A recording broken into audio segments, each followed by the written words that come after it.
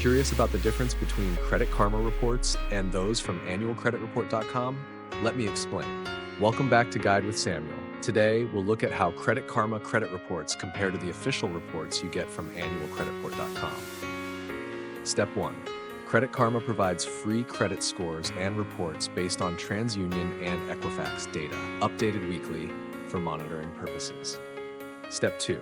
AnnualCreditReport.com is the official site to get your free annual credit reports from all three major bureaus, TransUnion, Equifax, and Experian.